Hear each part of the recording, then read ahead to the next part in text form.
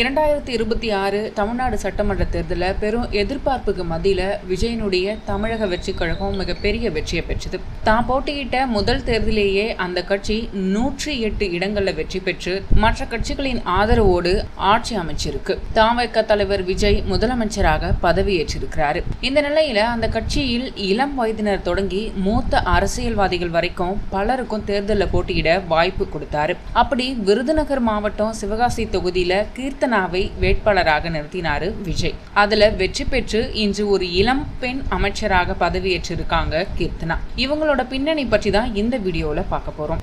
இந்த தேர்தலில் அந்த மாவட்டத்தில் விஜய் பரப்புரை மேற்கொள்ள செல்லவில்லை. அந்த கட்சியின் மூத்த நிர்வாகிகள் கூட பெரிய அளவுல பரப்புரை மேற்கொள்ளல அந்த இடத்துல. ஆனா கீர்த்தனா தன்னுடைய ஆதரவாளர்களுடன் தீவிர வாக்கு சேகரிப்புல ஈடுபட்டு தேர்தலில் மகத்தான வெற்றியை பெற்றிருக்காங்க. அதுவும் அதிமுக முன்னாள் அமைச்சர் ராஜேந்திர பாலாஜியை வீழ்த்தியது மிக பெரிய அளவுல பேசுபொருளா மாறியது. சிவகாசி தொகுதியின் 69 ஆண்டுகள அரசியல் வரலாற்றுல தேர்ந்தெடுக்கப்பட்ட முதல் பெண், அதிலும் இளம் வயது எம்எல்ஏ அமைச்சர் என்ற ஒரு சிறப்பை கீர்த்தனா பெற்றிருக்காங்க.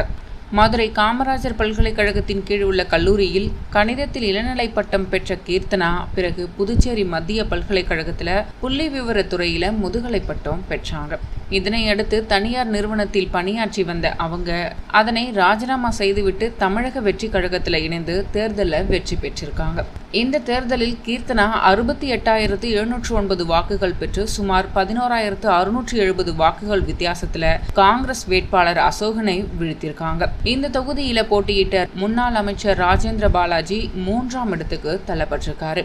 இதனிடையே ஊடகங்கள்ல கீர்த்தனா தெலுங்கு மற்றும் இந்தி மொழியில பேசியது மிகப்பெரிய அளவுல சர்ச்சையாகவும் வெடித்தது. தமிழ்நாட்டை சேர்ந்த ஒரு எம்எல்ஏ தமிழ் மொழியை பிரகடனப்படுத்தாம பிற மொழியில பேசுறாங்க அப்படிங்கிற ஒரு குற்றச்சாட்டை சமூக வலைதளங்கள்ல பலரும் முன்வைத்தாங்க. இந்த நிலையில அதை பற்றி பேசிய கீர்த்தனா, நான் இந்தியில பேசுறேன், எனது கட்சியின் பிரதிநிதித்துவத்தை இந்தியா முழுவதும் வெளிநாடுகளில் கூட பரப்ப விரும்புறேன், அதனாலதான் நான் இந்தியில பேசுறேன். என் தலைவரை பற்றி அனைவரும் தெரிந்து கொள்ள வேண்டும், என் கட்சியை பற்றி அனைவரும் தெரிந்து கொள்ள வேண்டும். அரசியல் என்பது நீங்கள் பயப்பட வேண்டிய ஒன்றல்ல, அனைவரும் அரசியலுக்கு வர வேண்டும் என்றும் அதற்கு நான் உதாரணம் மட்டுமே அப்படின்னும் அனைவரும் அரசியலில் இணைய வேண்டும், அதுதான் நான் விரும்புறேன் அப்படின்னு தெரிவிச்சிருந்தாங்க.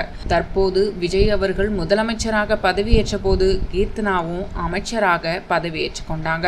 தமிழக வெற்றி கழகத்தின் முதல் பெண் அமைச்சர் அப்படிங்கிற பெருமையும், அது மட்டுமல்ல தற்போது இவங்க தமிழக சட்டமன்றத்தின் இளம் பெண் அமைச்சர் என்ற பெருமையை பெற்றிருக்காங்க. மேலும் இவங்களுக்கு இன்னும் திருமணம் நடக்கல அப்படிங்கிறது குறிப்பிடத்தக்கது.